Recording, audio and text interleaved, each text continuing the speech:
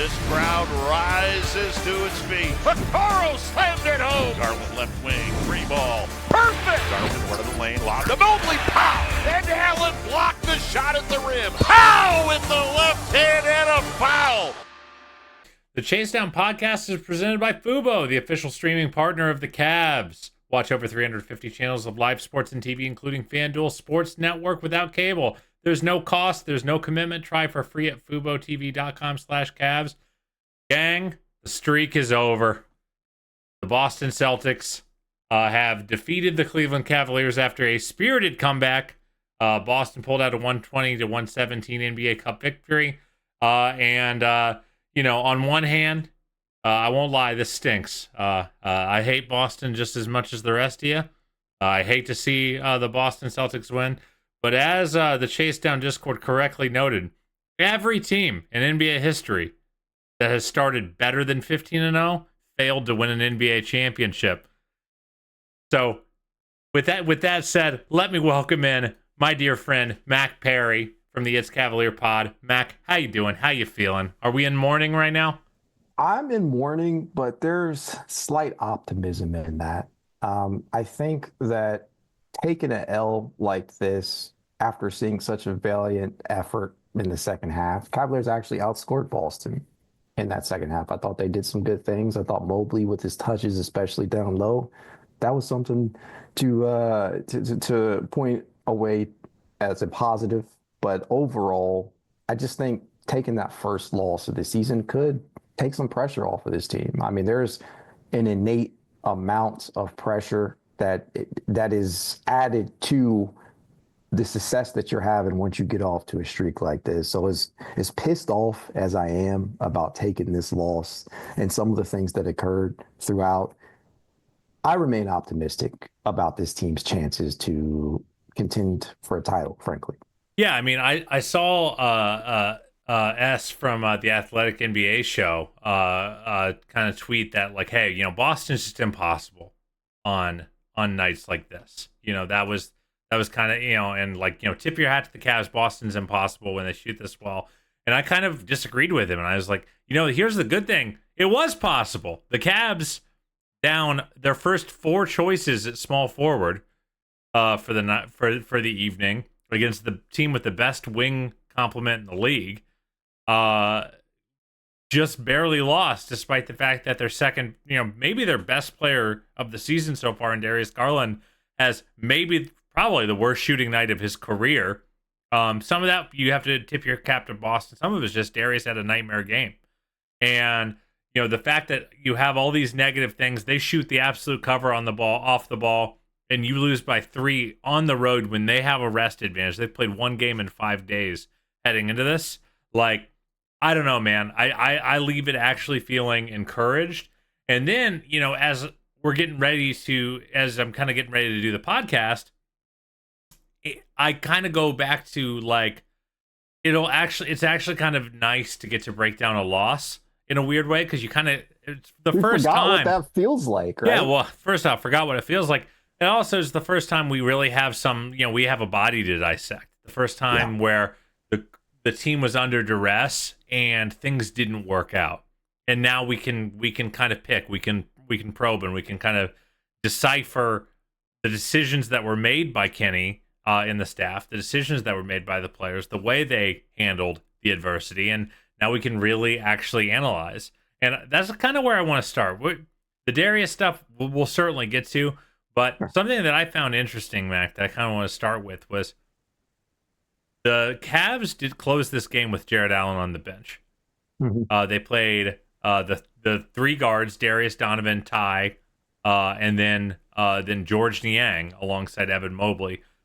What did you think about that decision? Did you think that was the right call?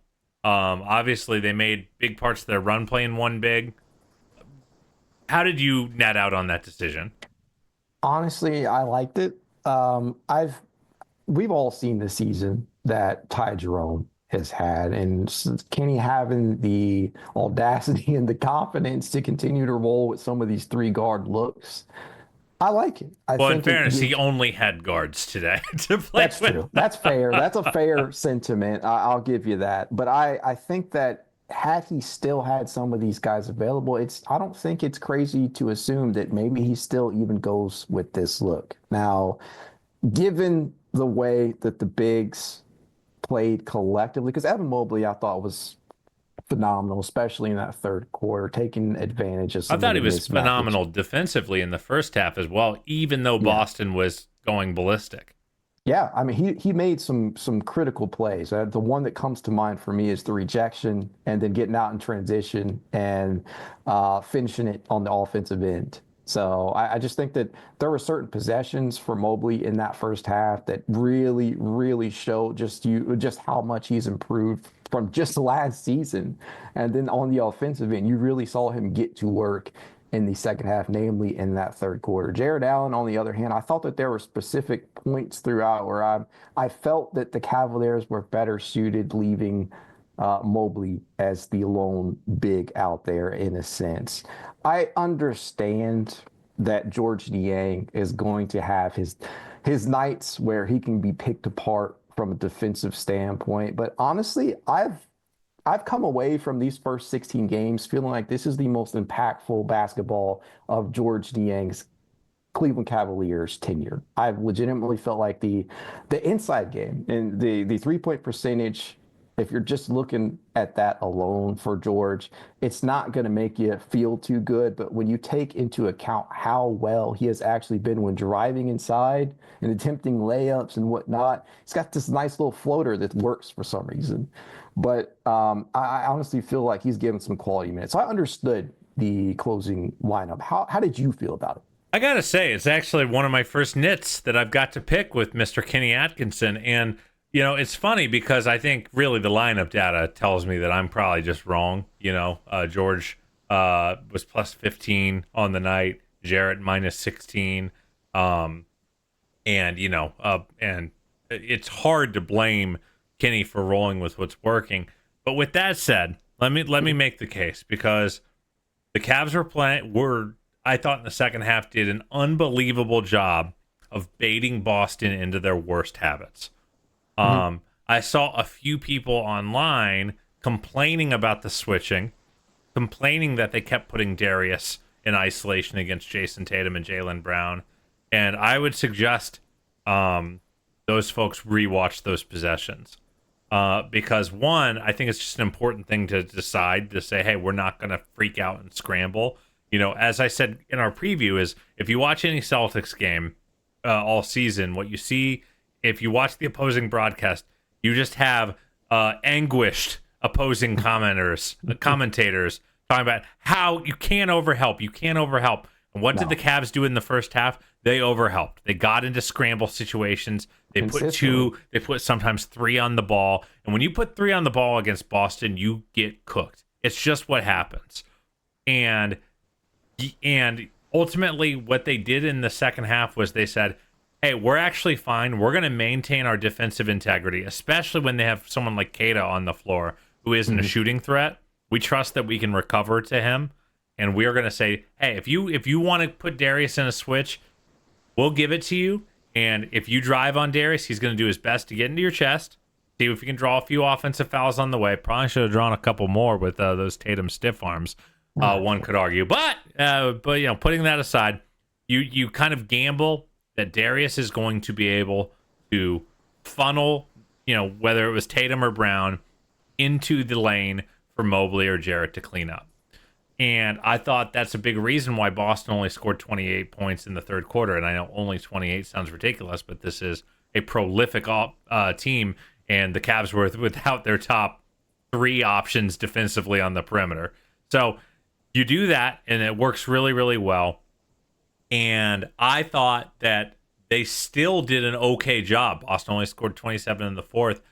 But with Horford out there, it was just one step further that Mobley had to step out. And Niang was not going to provide similar tag out ability, So that's my only thing that I would have said is, like, I didn't think they were running the craziest, spaciest offense anyway. It was a lot of Donovan going nuts in the fourth. I just would have said, I want to go down knowing that I'm going to funnel the ball into either Jarrett or Evan, whoever is closer to the rim, and the other one is going to be able to scram out and mess with their 3-point shooters. And so that was my only thing, because I thought the defensive strategy of switching Darius was great. I thought it was exactly what they should have done. I think it baits Tatum and Brown into their worst impulses. And by the way, those guys are so good and so accomplished as isolation scorers that a lot of the time they're going to score. Frankly, it doesn't matter sometimes who you have out there on them. They're gonna get their points. Yeah. So like those guys are great. Even the best defensive strategy against a historically good offense, you're going to give up something. But I think that giving up those, contested isolation drives off of switches into help defenders is the way I'd rather die to Boston 100 times out of 100. I think that's fair. I think you can certainly make that argument, considering that the Cavaliers just did not shoot the ball. They didn't provide a ton of spacing, and not a lot of spice either. They did not provide a ton of spacing for the ball handlers in the game, honestly. But the one thing that I have to ask you about is, one of the sour points for this Cavaliers team, even though we've been on this massive win streak up until tonight, has been the perimeter defense. Cavaliers allow their opponents to knock down a high percentage of their perimeter shots. Did that worry you a lot coming into this game, knowing that Boston takes 50-plus triples a game? Well, I mean, you held Boston to 41 3-point attempts, and I know that sounds ridiculous, but that's 10 less than their average. And they were on pace to do that. So I think the Cavs just got away from I think their lack of point of attack options in this game made it so they overreacted, overhelped in the first half. I was worried about it, of course. But, ultimately, like, I do think that they found the right answers on the defensive end of the ball. If you hold Boston to 110 points a game, like, they gave up 55 points in the second half. If you hold Boston to 110, you can beat them in a series. Yeah. If Boston is around the 118, 120, 124 range, it just gets too hard because they have such great defenders. They have the ability to switch at a really, really high level, and dissuade you from doing the thing that they want to do, which is shoot threes. And that's something that I continue to hammer when people, demand that the Cavs get a more traditional roster so they can be more quote unquote modern. It's like, well, Boston won't let you shoot threes. Go watch that Knicks opener where, they switch so much. Their bigs are mobile. Even Keita, who is like the plotting big of the group, hangs pretty well. Donovan had to hit a couple really tough mid-rangers over him. They don't give up a lot at the three. You have to kind of feast at the rim against them.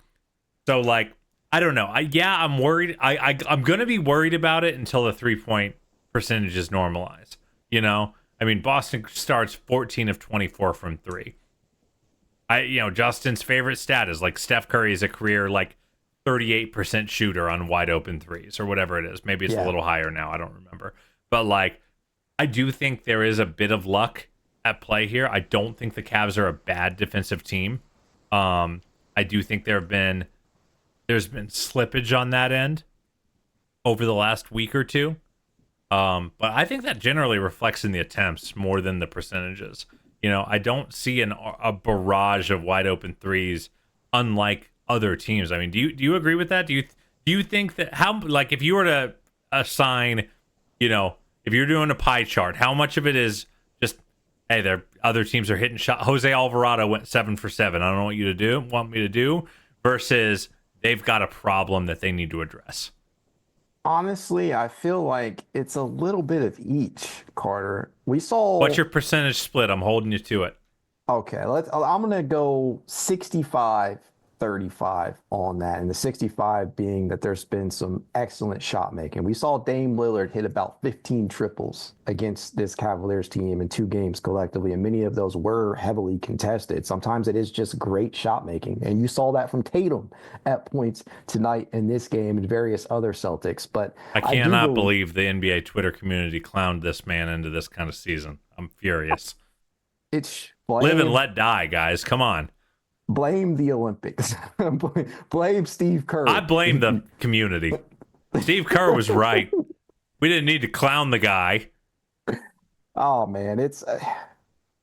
He can be even better, in my opinion. I think this man can get even better, but we're not here to gas him up. I'll just say this. I think that there has been some excellent shot making on the perimeter against this Cavaliers team, but I do also feel like there are points where they're a bit lackadaisical in terms of their rotations or closing out. Obviously, when you don't have some of your best point of attack and perimeter defenders out there, it's going to make it that much tougher. But we have legitimately watched this team give up wide open looks to the Charlottes, to the Chicagos of the world, for those teams to scratch and call their way back into games against Cleveland. But I don't think it's a big enough problem to freak out in a major sense. I just think it's something to keep an eye on, similar to the rebounding. That's fair. And by the way, they started 14 of 22, not 14 of 24. We can't always be right. Yeah, an even more outrageous start than I thought.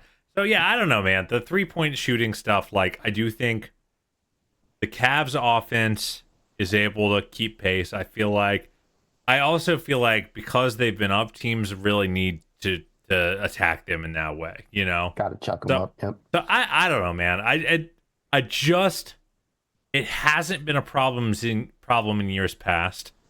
And at the end of the day, I don't think they're doing anything different enough schematically. I think they're pretty much playing the same defense they've played in years past. Maybe a bit more zone, so I guess you could point to that. But when they're in their base, I don't feel like they're playing a different style of defense. So maybe there's been some slippage in that style. Maybe it's just a bit more Sam Merrill, a bit more 2-3 guard lineups than we had in years past, where you're playing a lot more, Isaac and Max at the 2 and the 3, I guess. But again, I just don't, until someone demonstratively proves to me that this team's defense is what's holding it back at the highest level of the game, I'm not going to buy it, because it hasn't been the case yet. The 2 guard lineups, the Darius Donovan lineups, have unbelievably stellar defensive ratings, even in the postseason. Even in the the parts of the season where everyone says the Cavs get quote unquote exposed, like that defense has held up. That pairing has held up. So I will continue to be much more fixated on the offensive end of the ball. And to that end, how do you think they played on the offensive end of the ball in this game? I think that obviously the big thing that's going to stick out is that ugly 3 of 21 from Darius Garland, if you're simply looking at the stat sheet. But I do feel like they did a couple of things really well. I think we know that Boston will concede the inside game to your points. And I thought that they decided to attack that, especially in that third quarter, as I keep pointing to for Mobley. But it's, to me, the lack of shot making at times. Yeah, it really puts it really put a damper at it. That's what Boston almost can always count on, is 1 or 2 of their guys is shot making their ass off.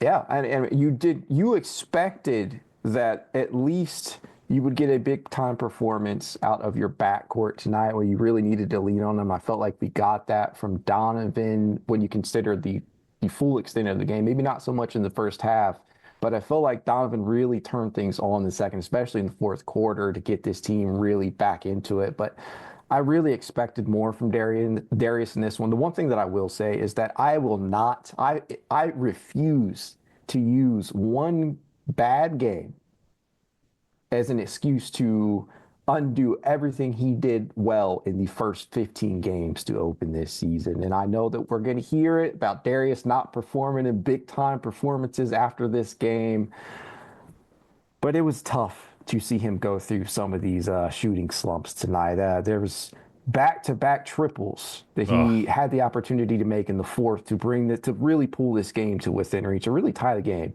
But he couldn't drop him. He was just off. And I know you said that, Justin really, really likes his wide open triple percentages. Darius entered tonight shooting 52.8% on his wide open triples. I mean, that's 28 of 53 entering tonight. He has been highly efficient when taking that shot, especially the catch and shoot stuff. This man has been absolutely phenomenal. 49% entering tonight on catch and shoot attempts for Darius Garland on pretty good volume. So to see him not hit some of these that he has started the season off hitting, it was brutal. And frankly, like, you do get nervous. I mean, he had the heat pack, left for a healthy part of the game against Hornets, came back and closed the game out. But, the second you hear Darius Garland back kicking up again, you get worried, because this is a guy who, we saw last year, just doesn't have a tremendous amount of physical margin for error when his body's not right. He's not a big guy. He's not a strong guy. He's not an explosive guy. He is a guy who gets by on his craft. And, when Al Horford's penning your layups against the backboard, Carter, that stung so much. It was at least 2 or 3 It felt like last year. It felt like last year. And, I think I felt, if I feel anguished about anything, it's that Darius, on his, get his flowers type of week, going into this showdown where he's, again, arguably been the best player on the team, or darn near close to it, to have, again, probably the worst shooting percentage of his life, or shooting performance of his life, not be able to consistently beat the Celtics guards off the dribble, not being able to beat their bigs off the dribble, getting stoned in transition a couple times, missing the open threes. And, I think Darius would tell you, if he even had a normal bad game, if he went 6 for 21, the Cavs win this game. Is that what constitutes as a normal bad game I'm for just saying, Darius? like a normal human bad game that a good player has. Where Donovan went 13 for 29 tonight. That's not an efficient night. No. From the field. If he had a normal bad game, then I think the Cavs absolutely win. I think he would probably tell you that. I'm sure he's going to have a hard time sleeping tonight. I do want to take a little. Issue with someone in the comments who said that he killed them on the defensive end as well. Again, I don't think he did. I think he actually did his job on that end of the floor as Boston attacked him over and over and over again in the second half on those switches. How many fouls did Darius Garland have tonight, Mac? 0 personal fouls. Zero. For this man. And that's like the one spot where you really do, when you're switching a really small guard onto these physical wings like Tatum and Brown, who hit you hard on every drive and are pushing off and are waiting for you to try to close back into their space and jumping into. They do all sorts of stuff with their because they're so physically gifted. And he didn't foul. He funneled them to where they needed to go. Every now and again they got theirs because that's what great offensive players do. But I thought Darius did a great job on the defensive end of the floor. But yeah, I mean, on offense, it was a nightmare game. And it's. I like that he didn't stop shooting. I like that he kept going for it. I saw some folks suggesting that he just stop, and it's like, well, you just can't be out there if you're not gonna. Well, I mean, if you're not gonna go, have your cake and eat it too, folks. Last season, one of the biggest complaints about Darius was him being, the lack of confidence and just kind of giving up after he saw the shot not falling. So it is a good thing. It is a good thing to see him continue to do so. Yeah. So I don't know, man. It's just, to your point, I'm not ready to write it off. I do worry that we have last year I think planted some seeds of doubt of like, hey, how can he play through these injuries, and are these injuries going to linger? Is the back going to be a problem? Because at a certain point, like if you're going to be out there, you got to be helpful. You got to be able to play at the highest level. You got to be a great scorer. I thought his playmaking was very solid in this game, despite the nightmare scoring. They multiple Darius Garland, Craig Porter Jr. pick and roll actions when they were stowing Kata on him, but yeah, no way around it. It was just not Darius's best night at the office. But you know what, Mac? I want you to always have your best night at the office, and only you can do your best work. Zoom AI Companion can help you do the rest, like automatically taking notes, answering meeting questions, and helping you respond to your coworkers. Available at no additional cost with eligible paid plans. Work happy with Zoom AI Companion. Mac, I did want to talk about the fact that we give Darius credit for continuing to shoot, and he gets up 21 shot attempts. Obviously, only makes 3. Donovan takes 29 shot attempts, and it's hard to quibble with the outcome, especially in the second half. They put up a 140.8 offensive rating in the second half. That's a blistering 79 points. Are you at all concerned that the guards took up such a high percentage of the field goal attempt share? They took 50 of the Cavaliers' 93 shots tonight. A little. I think that there are going to be certain performances where you want to lean on them. I think it might be heavily matchup dependent, but I think that I would have liked to see Evan Mobley be fed a little more in that fourth quarter. The talk all off season long was about featuring him more, getting him more touches. And to Kenny Atkinson and his staff's credit, they have managed to do that. Mobley is averaging a career high in field goal attempts and points, and he's averaging a career low in minutes. And the touches are up at least 2 compared to last season, 2 per game. I would have liked to see them spread the ball around a little bit more. You don't like a game where Donnie has to take 25 plus shots. You don't like to see a game, obviously, where Darius goes 3 of 21. But yeah, my question is, are we worried about this if Darius goes 10 of 21?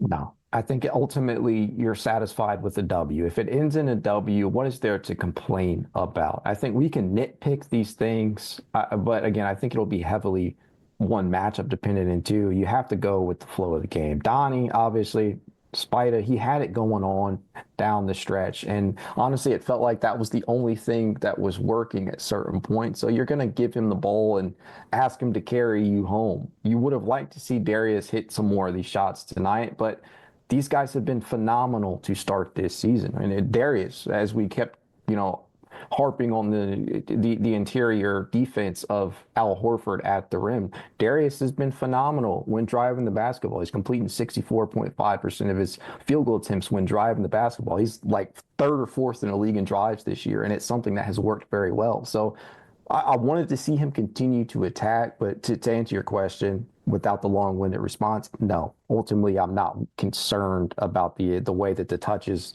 are being spread. I'm just right on the periphery of concern. The tracking data is not available yet tonight. But the first thing I'm going to check tomorrow morning is how many what was the touch distribution. Something that we found I've talked about all season is that Darius has been leading the team in touches per game, and Evan's been second, yep. Donovan's been third. Now, I don't expect Donovan not to be the guy who leads the team in touches on a night like tonight where he gets up 29 shots. But what I want to see is how democratized was it? Are we going to pull it up and see Donovan with 75, Darius with 71, and Evan with like 53? So I'll be interested to see if there's any reversion to the mean, because like ultimately, for all the talk about the Cavs offense being revolutionized and better than it's ever been, we really actually only care about it in terms of how it does against the best competition. So if they did indeed kind of just have a regression to the mean game offensively, where they kind of go back to just the guards initiate everything, then, that's at least worth considering. Now, for the most part, I thought the team ran pretty good offense, especially in that third quarter. And speaking of kind of the emphasis from Kenny, Joe Mazzulla was asked about, like, hey, how did the Cavs come back? And he mentioned that the Cavs were pushing in transition a lot and getting cross matches. A lot of Evans' buckets in that 14-point third quarter were just deep seals on Peyton Pritchard, Drew Holiday, Derek White, right? Yeah, I mean, you saw what they've been able to do this all season long in transition. Mobley, and you're talking about the touches, 57.9 on the season. And I am very curious to see what it looks like after tonight. But I guess the question that I would pose to you, Carter, is did you take umbrage with the way that the touches were spread? Did you take more umbrage with the way that they were spread, or did you feel like they were reverted back to playing heavily like they did last season, where there was no ball movement at all? I mean, there were a lot of no pass possessions or small pass possessions, but it's hard to know because Boston's just so good at forcing that out of you. They're so good at switching everything and keeping your offense from flowing. I thought the Cavs did a nice job, especially in that third quarter, of slipping screens, catching the ball down with a little motion downhill, and forcing Boston to put two on the ball with those slips. And getting them into rotation. I thought in the fourth quarter that definitely stopped a little bit. But again, it's hard to quibble with 29 points, but a lot of that was some miracle plays from Donovan. So I do think the process got a little worse. I guess if I'm being really honest with myself, Mac, I think the process got a little worse in the fourth. Now, part of that is that their point guard wasn't someone you really wanted to have the ball on a game like tonight. You wanted Donovan to have the ball, and I wanted Donovan to have the ball. Did I want more Evan touches? Yes, I did, but also I felt like they were getting decent looks, and I didn't really see a lot of possessions where Boston put three on Donovan and Evan was open in the short roll and he absolutely should have gotten into him. I just didn't see a lot of that. So I don't know, a little bit of column A, a little bit of column B on that front. I think that's fair. The one thing that I wanted to ask you about is, obviously the decision about who would start at the 3 was weighing heavily on people's minds, considering who was not available tonight. How did you feel about the Sam Merrill minutes? I didn't. I didn't think. I think they looked outmatched in them. And I just don't think that's the lineup that really works. But like, Kenny played 8 guys tonight. It's not like That's he played smallest rotation we've seen this season. Yeah, he didn't play any of the kids, and he didn't play Tristan. And I think that was the right decision. So I guess ultimately, I thought Ty would get the start, and he certainly closed with Ty Jerome, who had yet another really strong game, I thought. But like, you were gonna have to find 20 minutes of Sam Merrill or at the 3 in this game. You just were. And maybe you could argue, and maybe you should argue, I don't know. Maybe you should argue that would be best served in Sam Hauser minutes. Like Sam Hauser plays 21 minutes. Like maybe just match Merrill with him because it's a tough matchup.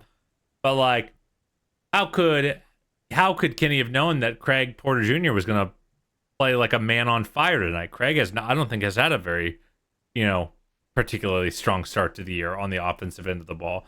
So if he was like, well, I don't have Karras to go to, I need someone to run my offense off the bench, and like, if Craig has something, that's a bonus, but I'm not going to count on that. So I think it's a bit of a hindsight 2020 thing, even though I wouldn't have started Sam. I just think you were going to have to find those 20 minutes somewhere, and it's just a tough matchup for Sam. I don't like this matchup. And I think that if the team's fully healthy, he might be the first, and you go to play them in the playoffs, he might be the first guy I say, it's not going to be your series, buddy. I think that's fair. I mean, clearly you could see it. What can you expect when you have Jaylen Brown and Jason Tatum? That's the best wing duo in the league. They're amazing. Yeah.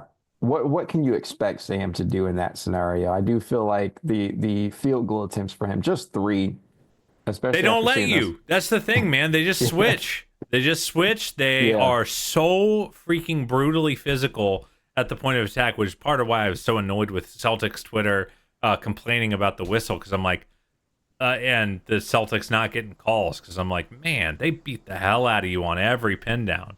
I don't think they do great with the explosive quick burst guards. But if you are a guy who makes his hay coming off pin downs, good luck, buddy. Because Drew Holiday is gonna hip check you on every single curl. You're never gonna catch the ball on balance. Like, I just don't think it's his matchup. Like, 3 attempts, I didn't see any. He took one every time he got one. He just only got 3 in his 20 minutes. I guess you could say they were kind of plastered to him based upon the switches and whatnot. So that's fair. It was nice to see Craig kind of step in and hit some step backs tonight. Oh, how about Craig Porter Jr., man? Best game of the... I felt, bro, let me say this. I think this was an important game for Craig's midterm future with the team, because this is a guy who was a hero for them last year when they didn't have a single point guard. They didn't have a penny to rub between their 2 fingers. They had nothing, and they needed guard play, and he provided it in a pinch. And as the guards got healthy, it became, in my opinion, awkward, because he's a lead guard. That's his thing. And he doesn't have a super reliable jumper. And I haven't seen him play a ton of great minutes where he doesn't get to have the ball in his hands a lot. And starting the year, I've always felt like, of the rotation players, he's felt like the most odd man out to me. Where his fit is just on a lot, I think on like 25 rosters, the fit is easy for him. He's spark plug, backup point guard.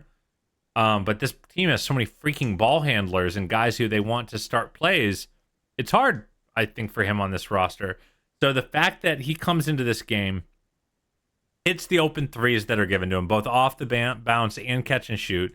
The fact that he just figures out what the team needs and does it. They were guarding him with, Boston was guarding him with their center. And That's he was disrespectful. he was playing as the screener. He was making plays out of the short roll, both as a finisher and a passer. And like, I just thought it was his best fit into what the team's doing without having to be the featured player game of his Cavs career. What do you think about that take? Honestly, I think that's an eloquent way to sum up his performance tonight because, I mean, you just look at what he was able to do last season, and we know that the biggest gripe with Craig was the triple, right? There were often times in which he did not appear confident in taking that had the opposition given him the space. And I think that against this type of opponent, knowing the context of this matchup, Craig being able to pull up and hit some of the catch and shoot attempts that he got tonight, it's awesome. We know what he can do as a rebounder, getting in there and contesting and trying sky for some of those boards. We know that even though he is undersized, he can still hold his own defensively. When you're talking about him being the odd man out, it's spot on because Ty Jerome, after suffering the ankle injury last season and only being, available for 2 games, Craig kind of lucked into the opportunity and he rendered Ty Jerome an afterthought. And it's been kind of the complete opposite of that this season. And people just flat out forgot about how good Ty Jerome could be. I don't think anybody, make no mistake, I don't think anybody expected He's never Ty. been this good. Yeah, and this is as that. a captain of the Ty Jerome fan club prior to the signing, and he was someone I really was into. I did not see this coming.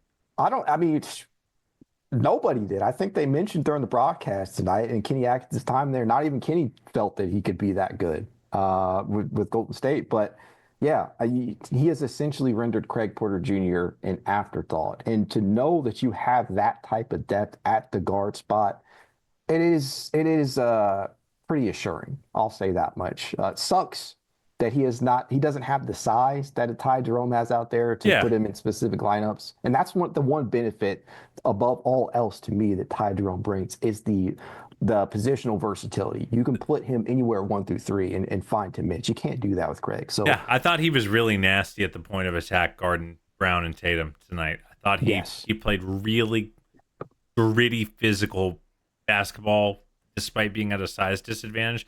I just think with Ty, it's the size and it's the shooting and it's the when you have those two things, you can blend in on a night where someone else is really controlling the game.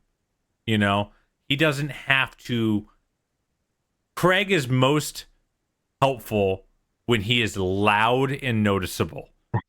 Like on games where you don't really feel Craig's presence, that's typically a game where he's like not his most helpful. Whereas Ty can have super helpful 5-6 minute shifts just by being tall, spacing in the right spot, and guarding up. So I just think his margin for error within the context of this roster is easier. But so to that end, like Craig getting an opportunity like this, having to play with other guards who are, he played in exclusively 3-guard lineups tonight because, again, that was all the Cavs had. And he didn't need to spam pick and roll to be helpful.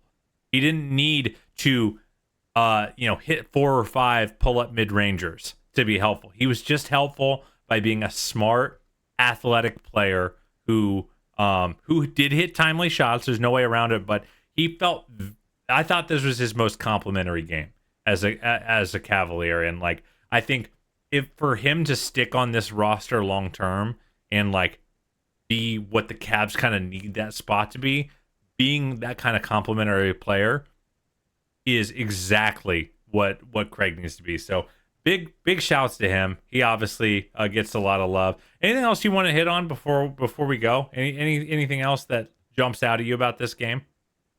Honestly, no. I'll just say this again. I did not walk away from this loss feeling bad about the Cavaliers' chances at all moving forward, especially looking forward to the December 3rd, I believe, rematch versus this Boston team. I felt like they gave it their all despite this situation, despite not having specific rotational players available. So, no, I actually feel pretty good. Yeah, I feel good too. I liked that Evan had his day in the sun again. I liked that he consistently finished when he got switches and got the ball with advantage. He was not hesitant. I thought he played a great defensive game. I thought the Cavs just in general showed a lot. I think we're just having a different conversation if they lose by 15 or 13 or something like that and they can't mount a comeback. But that was there are a lot of fake comebacks in the NBA. We know this to be true. Yeah. It's just part of the game, and that's what it is. It just happens. But I don't think this was a fake comeback. Boston had to work for this one. They were sweating it out as soon as 5 minutes left in the third. Boston had to go win, and the reality is, by the way, it must be noted, Mac. Good teams win, great teams cover, and our boys did indeed cover the spread. I think it landed 5.5 going into this, and I don't know, man. If you had told me the Cavs were going to start 15-0 and then barely lose a gutty game against Boston in Boston when Boston was super well rested and the Cavs had just run one of the busiest gauntlets I've seen. No rest. Man, I don't know. Final question before we go. Do you think they're going to play everyone tomorrow night against the Pelicans? Or do you think it's going to be a bench mob game? They should. They should play everybody. I think that you have a performance like tonight where you go with the 8-man rotation. Donovan played 40 tonight. I think you should play everybody. Yeah, well, I'll be interested to see if Darius plays. I do think maybe that back could use a day off. The Cavs are looking at their first real aggressively heavy rest stretch of the year. They play tomorrow at home in New Orleans. Then they have 3 days off. They don't play till Sunday, hosting the Raptors. Then they get another 2 days off before they go play versus Atlanta. So 3 home games in a row, only 3 games in 8 days, 9 days.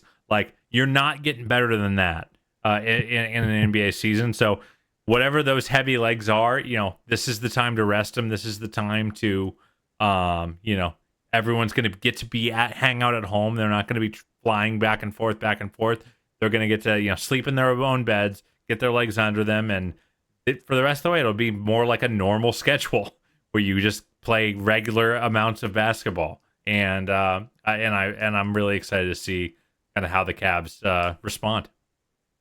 Same, man. And I think I misunderstood your question. Yeah. No, I think that I think Kenny should try and emphasize maybe a baked-in rest game. A deeper rotation is what you're saying. Yes. Play 14, 15, 16 on the roster. Yes, that's what I was saying. Yes. Yeah, I kind of picked up what you were putting down midway through, but it's not proper for a host to correct his guest. So anyway, man, thank you so much for coming on. It was a disappointing evening, no doubt, but still, I would say an encouraging one. And the Cavs have plenty to take away, and finally, they get some tape to learn from. They actually lost, so they can figure out what went wrong. And God knows our head coach is the kind of maniac that will be grinding that tape probably all the way home tonight. So, Mac, before I let you go ahead and plug your stuff because you are doing unbelievable work covering the team. Oh, I appreciate that, man. You guys can catch me at It's Cavalier_pod over on YouTube after every game. I've been lucky enough prior to tonight to podcast with a W, but as Carter said, the first L, there's some things to break down. So look forward to some of that as well. Well, again, I have to give you so much credit. You solo pod, which is frankly psychopath behavior because I am fried after every time I ever do one.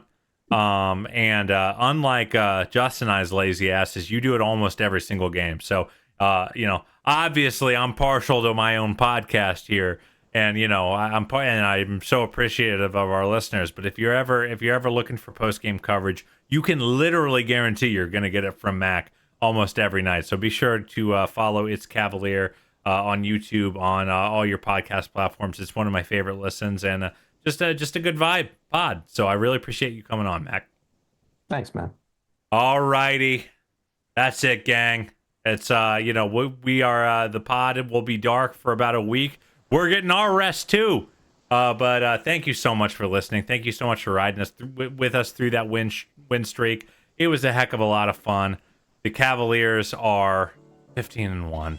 But, you know, the party doesn't stop here. If you want to support the pod, go ahead and like us on YouTube, subscribe on YouTube. If you're a fan of the audio, go ahead and subscribe, unsubscribe, resubscribe, help us cook those books. Please, thank you so much for listening. Thank you so much for supporting this team. And as always, go Cavs.